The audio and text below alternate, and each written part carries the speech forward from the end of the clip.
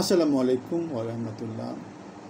বাংলাদেশের জনগোষ্ঠীর বেশ বড় একটা অংশই তরুণ সমাজ এবং তাদের বড় একটা অংশ রাজনীতি সচেতন।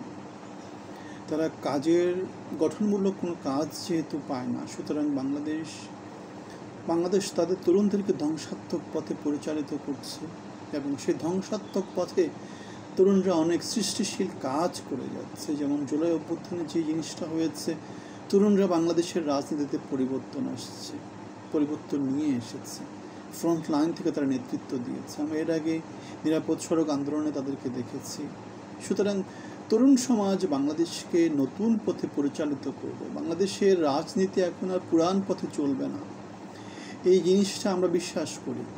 আমরা আমাদের চ্যানেলে অনেক ভিডিও করেছি যেখানে বলেছি বাংলাদেশের কোন জিনিসটা আশার।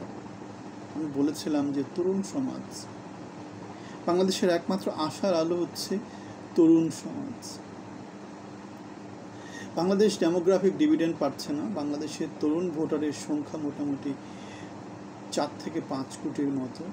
মানে বাংলাদেশের জনগোষ্ঠীর বড় একটা অংশ হচ্ছে এখন তরুণদেরকে আমরা যদি কাজে লাগাতে পারি তাহলেই বাংলাদেশের পরিবর্তন সম্ভব।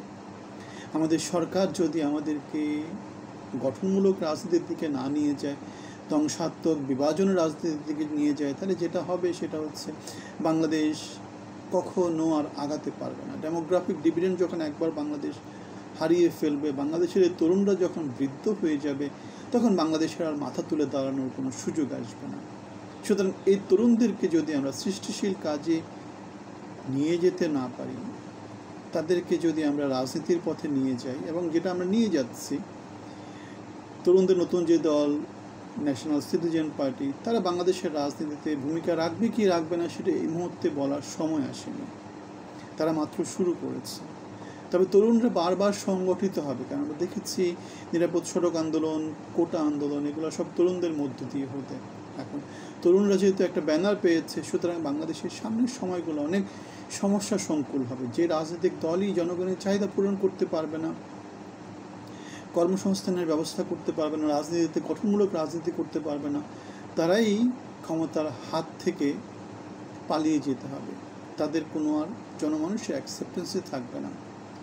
যেমন করে আওয়ামী লীগকে পালিয়ে যেতে হয়েছে, তাদের নির্বাচনী যেই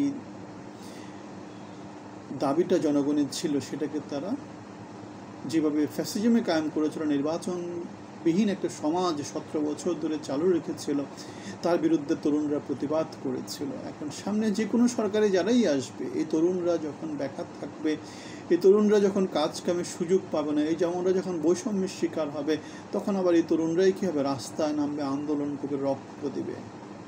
এবং তাদের এখন একটা ব্যানার আছে ন্যাশনাল সিটিজেন পার্টি, খুব সহজেই সেই কাজটা সামনে হবে।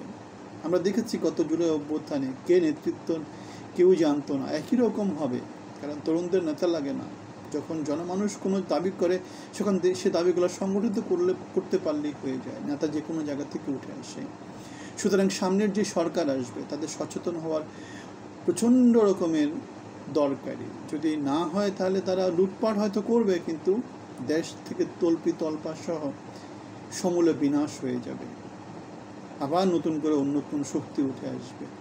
সুতরাং সচেতন হতে হবে, জাতিকে সঠিক পথে দিক নির্দেশনা দিতে হবে, লিডারশিপ দিতে হবে, পুরনো রাজনীতি বাদ দিয়ে নতুন রাজনীতির থেকে বাংলাদেশকে এগিয়ে যেতে হবে।